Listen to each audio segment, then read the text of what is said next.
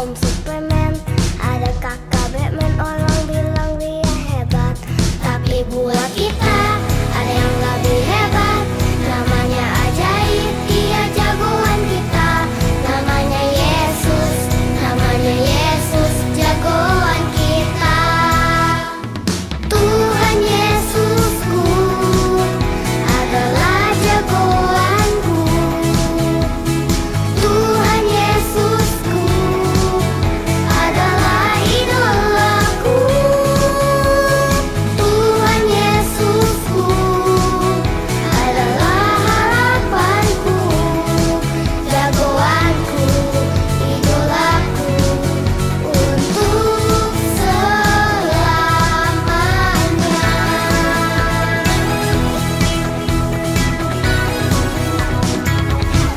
Ada Power Ranger, ada Doraemon, ada Captain Marvel. Orang bilang dia hebat. Ada Spider-Man, ada Om Superman, ada kakak Batman. Orang bilang dia hebat, tapi buat kita ada yang lebih hebat. Namanya ajaib, dia jagoan kita. Namanya Yesus, jagoan kita. Tuhan Yesusku adalah jagoanku. Tuhan Yesusku adalah idolaku. Tuhan Yesusku adalah harapanku, jagoanku, idolaku untuk selamanya.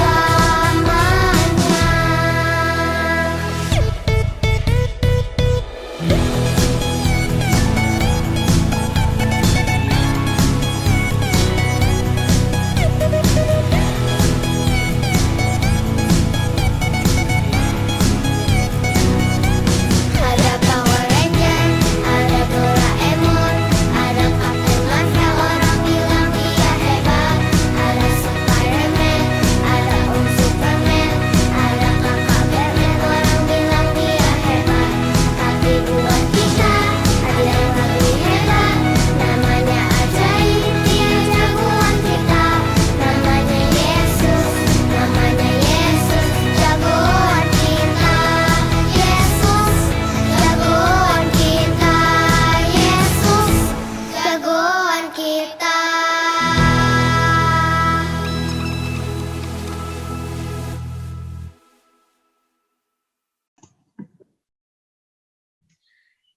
Siapa jagoanmu? Hai, selamat pagi adik-adik semuanya. Siapa jagoannya adik-adik? Ada Spider-Man, ada Iron Man, atau ada Barbie? Siapa lagi ya? Ada, Mbak Mia lupa namanya tuh siapa ya, yang ada Blue's Clues, ada Dora, ada banyak banget ya. Tapi di antara itu semua, jagoan yang paling hebat adalah Tuhan Yesus. Yeay, pada hari Minggu ini kita ketemu untuk kita mau sekolah Minggu dulu. Udah lama ya kita nggak sekolah Minggu ya. Sebelum kita mau mendengarkan firman Tuhan, kita mau berdoa terlebih dahulu. Kita mau lipat tangannya, tundukkan kepala. Kita mau bersikap berdoa. Mari kita berdoa. Tuhan Yesus, terima kasih pada kesempatan malam hari ini kami akan mendengarkan firman-Mu. Buka telinga kami, buka hati kami, untuk kami siap menerima perkataan yang daripada-Mu Tuhan. Terima kasih ya Tuhan Yesus. Haleluya. Amin. Hari ini Mbak Mia punya cerita, tapi ini ceritanya nggak ketahuan siapa ya. Kita mau tebak-tebak dulu ya nanti ya ceritanya ini tentang siapa ya. Nah, kita mau mulai dari, ini ada banyak sekali ya Mbak Mia, minggir dulu deh. Mbak Mia duduknya turun dulu. Nah, kita mau mendengarkan firman Tuhan, ada dimulai dari sebelah kiri, sebelah sini. Nah, itu sebelah sana. Ada kakek-kakek, ada bapak-bapak sudah sangat tua. Dia mempunyai berapa ini? 1, 2, 3, 4, 5, 6, 7, 8, 9, 9, 9. Kok 9, 9, 9? 9, 10, 11, 12. Mempunyai 12 anak. Anaknya banyak sekali ya. Siapa aja ya ini anaknya, namanya siapa ya? Nanti kita cari tahu ya. Nah, ceritanya ini dimulai, Bapak ini mempunyai 12 anak. Nah, salah satu dari 12 anak ini tadi kita akan ceritakan di sini. Nah, ini dia yang memakai baju sedikit krem-krem kehijauan ini ya. Bapak yang tua ini memanggil salah satu dari 12 anaknya. Nah, bapaknya ini memanggil anaknya, "Sini nak, sini. Bapak mau bicara dulu." "Apa, Pak?"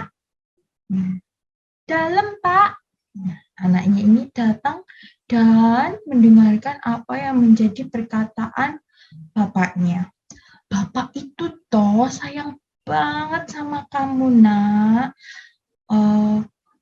Bapak itu sayangnya lebih daripada anak-anaknya Bapak yang lain loh. Cuma sama kamu." Nah, masa iya toh, Pak? Iya, ini buktinya. Nah, sini Bapak kasih kamu baju yang paling bagus.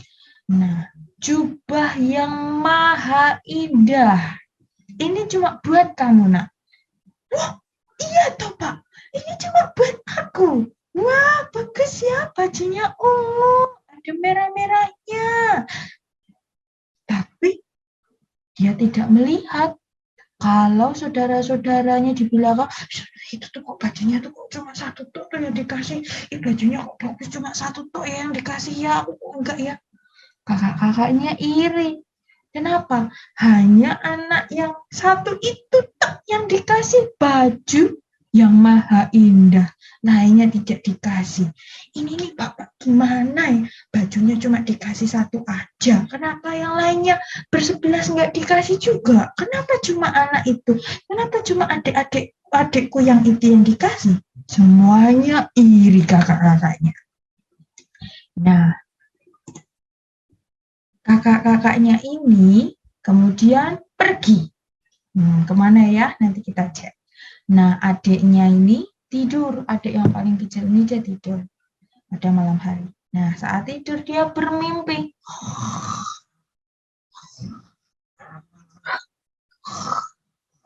Aku mimpi. Aku mimpi ada gandum-gandum. Itu jumlahnya 1, 2, 3, 4, 5, 6, 7, 8, 9, 10, 11. Ada 11 gandumnya. Itu kenapa nunduk-nunduk begitu ya?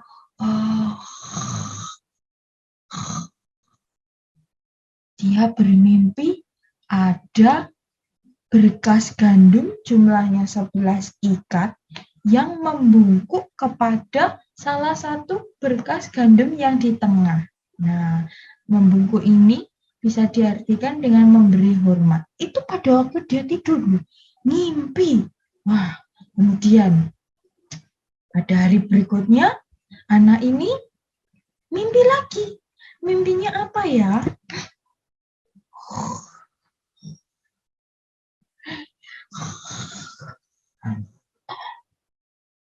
Aku ngimpi. Itu ada matahari, ada bulan, bintangnya banyak sekali. Ada 11 itu bintangnya. Banyaknya.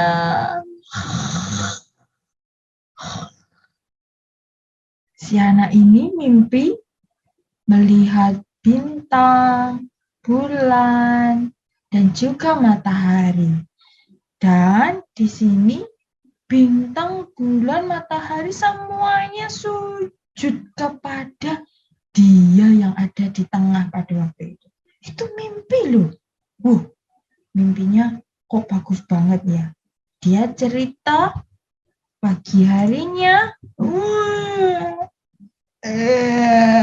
dia bangun cerita sama bapaknya. Pak, kemarin aku mimpi loh. Cerita sama kakak-kakaknya. Mas, aku kemarin mimpi loh. Kak, aku kemarin mimpi. Aku kemarin mimpi matahari, bulan, bintang. Aku kemarin mimpi berkas gandum. Semuanya membungkuk menyembah kepadaku loh, Kak. Aneh ya, Kak, ya mimpinya.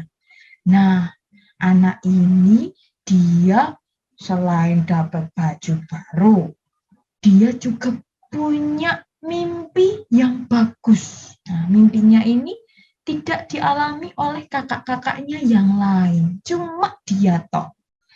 Nah, akhirnya di pagi hari itu setelah cerita kepada bapaknya, si anak ini masih pakai baju yang bagus, dia pergi kepada bapaknya dan dimintai tolong.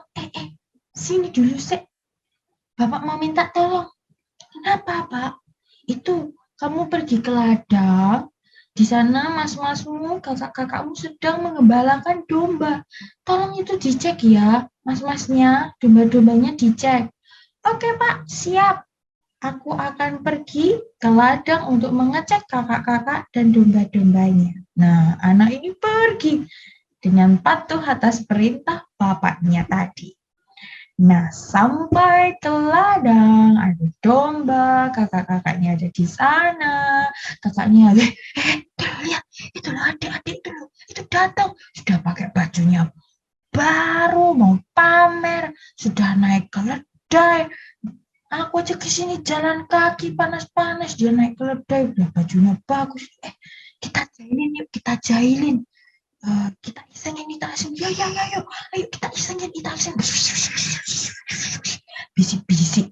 Nah, karena mereka melihat si adik tadi yang dapat baju bagus, punya mimpinya bagus, bapaknya sayang sama dia, datang ke ladang dan kakak-kakaknya pengen iseng sama adiknya ini.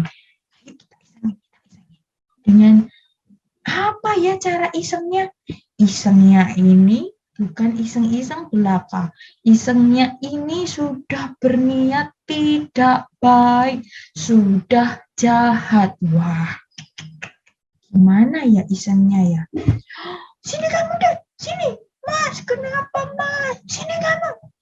Akhirnya sama mas-masnya, kakak-kakaknya dibawa ke pinggir, bajunya yang tadi dikasih bapaknya dilepaskan. Sini bajunya lepas bajunya. Kenapa Kak? Kenapa? Sini diam aja. Nah, adiknya ini ternyata dimasukkan ke dalam sumur setelah bajunya dilepaskan.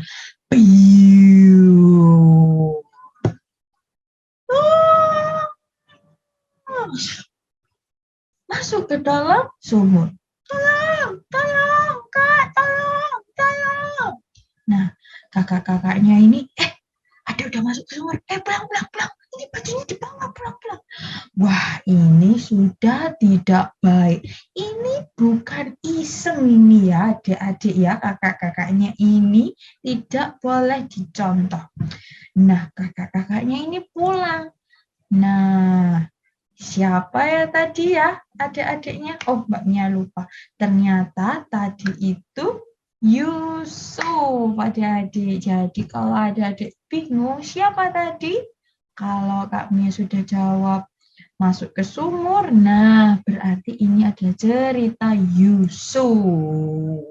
Yusuf, kakaknya, dan ayahnya yang bernama tadi yang bapak-bapak jenggotan yang sudah putih, itu namanya Yakub.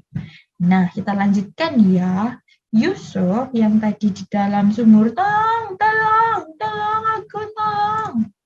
Nah, kakak-kakaknya ini pergi pulang ke rumah. Bilang, Pak, Yusuf ini tadi, Pak. Kenapa? Ada apa dengan Yusuf? Ada apa? Yusuf tadi diserang sama hewan buas, Pak. Ini bajunya ada darahnya, Pak. Padahal bohong, kakak-kakaknya pura-pura nangis, pura-pura bilang kalau diserang hewan buas. Padahal si Yusuf tadi dimasukkan ke dalam sumur. Bapaknya ini jadi sedih. Aduh, anakku yang paling aku kasih, yang sudah tak kasih baju bagus. Anakku mati, anakku meninggal, anakku diserang hewan buas. Bapak Yakub sedih nih sampai pegang kepala. Nah, kepalanya sudah puyeng. Anaknya tidak pulang. Nah, akhirnya bapaknya ini sedih dan mulai merelakan si Yusuf. Nah, dikira Yusuf sudah meninggal tadi. Nah, kakak-kakaknya ini, bapak sudah ketipu. Ayo kita ke sumur lagi, ke sumur.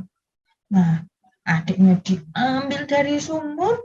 Ayo, ikut sama kakak. Ikut. Kemana, kak? Kemana? Ikut sama kakak. Si Yusuf ini ternyata dijual ke Mesir kepada pedagang untuk menjadi budak di sana. Dadah, Yusuf, kamu gak akan pulang. Dadah, dadah. Gitu. Kakak-kakaknya senang karena Yusuf, anak yang paling dikasihi, tidak akan pulang ke rumah. Si Yusuf sedih dengan berjalan menjauhi rumahnya, meninggalkan ayahnya, meninggalkan kakaknya. Dia harus pergi ke Mesir karena dia dijual oleh kakak-kakaknya tadi. Nah, di Mesir, penyertaan Tuhan itu masih ada untuk Yusuf. Ternyata Tuhan tidak meninggalkan dia. Buktinya apa Kak Mia? Tadi masih ingat gak? Waktu Yusuf tidur, dia dapat mimpi. Nah, mimpinya ini muncul lagi. Ternyata dia bisa menafsirkan mimpi. Ini tadi mimpinya tuh tentang ini. Nah, Raja Firaun itu bermimpi tapi tidak tahu mimpinya itu tentang apa. Masuk gambarnya ada binatang sama gambarnya ada jagung. Apa itu artinya Yusuf? Aku nggak tahu. Tiba-tiba habis itu binatangnya jadi kurus, terus jagungnya jadi hitam-hitam begitu. Aku tuh pertamanya mimpi loh Yusuf, kalau kerbaunya itu seger gede, terus jagungnya itu kuning-kuning gede-gede. Tapi kok habis itu aku mimpi sapinya, kerbaunya itu kok jadi kurus-kurus, terus jagungnya jadi nggak ada isinya gitu. Dia bertanya pada Yusuf dan Yusuf bisa menjawab, gini loh Pak Firaun, mimpinya Pak Firaun itu artinya Mesir akan ada 7 tahun. 1, 2, 3, 4, 5, 6, 7. 7 tahun masa kelimpahan, akan ada banyak makanan, banyak minuman, banyak roti, banyak buah, banyak sayur. Kita semua akan panen besar-besaran. Setelah 7 tahun, berarti tahun ke-8, 9, 10, 11, 12, 13, 14. Nah, kita akan mendapatkan kemalangan. Kemalangannya apa? Kelaparan, kekeringan. Jadi, Pak Firaun, kamu harus siap-siap ya Pak. 7 tahun panenmu akan banyak banget. Tapi setelah itu, 7 tahun berikutnya, Bapak tidak akan panen lagi. Nah, nanti akan ada kering, kelaparan di mana-mana. Oh, oke. Mimpinya seperti itu ya. Oke. Berarti aku harus gini. Nah, dari bakatnya itu yang dipunyai Yusuf dan atas penyertaan Tuhan, atas kebaikan hatinya dan atas izin daripada Tuhan dan dia bijaksana, Yusuf yang sudah menafsirkan mimpi diangkat jadi orang penting. Nah, diangkat jadi orang penting mendampingi Pak Raja Firaun. Sini, kamu tak kasih hadiah.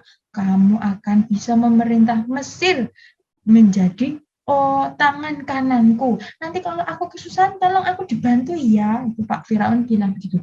Oke Pak, saya siap membantu Anda ketika Anda merasa butuh bantuan saya. Yusuf akhirnya jadi orang paling penting di Mesir. Yang dulu pertamanya dibuang, masuk penjara, terus bajunya jelek. Nah, sekarang Yusuf jadi orang yang paling penting. Orang nomor 2 terpenting di Mesir. Nah, akhirnya benar deh. Katanya betul. Yusuf bisa menafsirkan mimpi. 7 tahun gandum, padi, jagung, banyak banget. Ada buah-buahnya, ada buah tomat, sayur, apalagi buah naga. Wah, buah-buah, sayur-sayur banyak banget. Yang biasanya cuma 1 ton jadi 2 ton, yang 2 ton jadi 5 ton, jadi banyak selama 7 tahun. Habis itu benar. Habis 7 tahun ada kekeringan. Sawahnya nggak ada air, padinya tinggal sedikit, mau makanan nggak bisa, mau makan ayam-ayamnya mati, nggak ada minum, mau makan daging sapi nggak bisa, karena sapinya sudah mati, karena kekeringan tidak ada air. Nah, manusia di Mesir bingung, nggak bisa makan mungkin makan nasi satu sedikit itu bisa berempat. Ya, semua serba kekeringan, semua serba kelaparan. Nah, tadi kan Yusuf sudah bilang, siap-siap ya Pak, pokoknya siap-siap, 7 tahun kelimpahan, 7 tahun akan ada kekeringan. Ternyata si Yusuf ini sudah menyiapkan cara untuk 7 tahun yang kekeringan itu orang-orang di sana tidak kelaparan. Dengan cara apa? Menimbun makanan di gudang. Kalau sekarang di kulkas ya, karena kita punya kulkas. Tapi ini ditaruh di gudang. Plung, plung, plung, plung, plung. Dimasukkan di sana. Akhirnya seketika ada 7 tahun kelaparan, dikeluarkan gandumnya, dikeluarkan berasnya, bahan makanan, bisa makan ikan, bisa makan ayam, bisa makan daging, semuanya. Walaupun itu masa kekeringan, airnya sedikit banget, ya masih bisa hidup karena berkat Yusuf yang bisa menafsirkan mimpi. Nah, setelah itu si Yakub dan juga kakak-kakaknya Yusuf. Nah, dia pergi ke Mesir untuk apa? Minta makanan. Pak, tolong Pak, saya minta makanan, lapar Pak. Pak, tolong, kasihani keluarga kami, Pak, jumlahnya banyak, 11 Pak. Ini sama Bapak saya minta makan Pak, tolong Pak. Nah, saudara-saudaranya ini datang ke Mesir untuk meminta makan. Yusuf tahu, oh, itu kan kakakku, oh, itu kan masku, oh, itu bapakku. Nah, Yusuf sembunyi. Dia melihat kakak-kakaknya kurus kering, nggak bisa makan, kurus-kurus begitu. Sudah nggak seger badannya. Kasihan nggak makan. Yusuf menangis di balik tembok. Kakak-kakakku nggak bisa makan dan mereka sekarang ke sini. Pada waktu itu kakak-kakaknya ini nggak tahu kalau Yusuf itu masih hidup. Mereka tahunya Yusuf dijual, hilang deh. Ternyata Yusuf masih hidup. Nah, kakak-kakaknya ini nggak tahu. Yusuf menangis, aku kangen kakakku, aku kangen bapakku.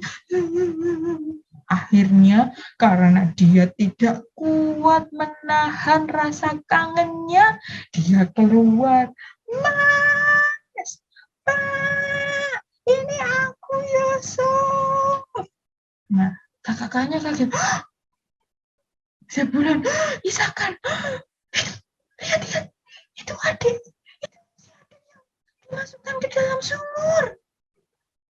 Kakak-kakaknya kaget, Yusuf masih sehat, masih hidup. akhirnya dia tidak hanya membuka tangannya, Yusuf datang berlari menghampiri 11 saudara-saudaranya, bapaknya, kemudian sambil menangis dipeluk semua saudara-saudaranya, satu persatu dipeluk, satu persatu dicium, satu persatu ditanyai kabarnya. Mas, kabarmu gimana? Sehat-sehat toh masih nyaku Yusuf, lama udah ndak ketemu Mas. Ini benar kamu Yusuf? Iya Mas, yang dulu kamu taruh aku di sumur Mas. Ini aku Yusuf. Adik-adiknya kaget. Oh, ternyata kamu masih hidup. Ternyata kamu sekarang menjadi orang hebat di Mesir. Maafkan aku. Kakak-kakaknya meminta maaf atas perbuatan yang sudah kakak-kakaknya dulu lakukan kepada Yusuf. Yusuf marah tidak ini? Tidak. Mana muka Yusuf marah? Enggak ada.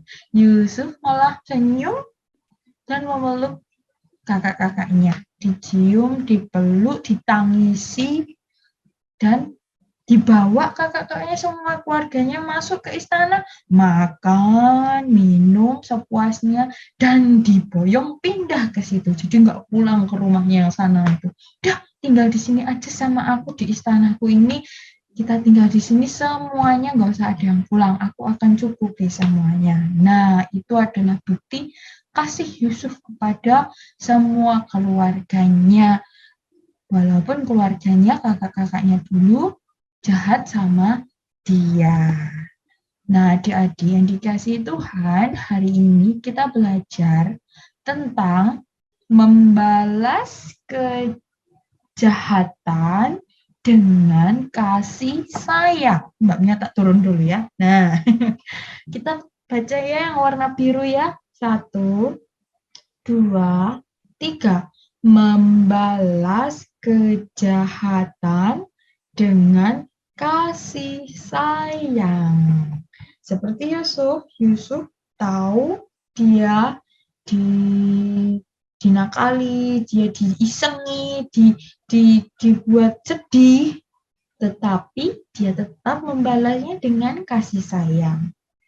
Nah, ayatnya yang bisa kita ambil dari Lukas 6 ayat 27b sampai 28.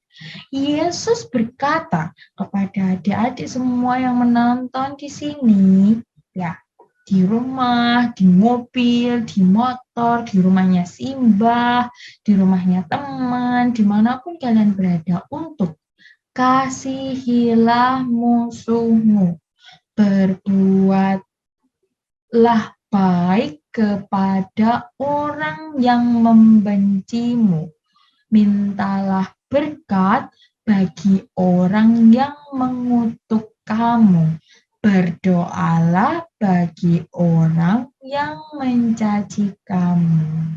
Intinya, Tuhan Yesus berpesan lewat cerita Yusuf untuk kita itu mengasihi musuh kita. Siapa musuh kita?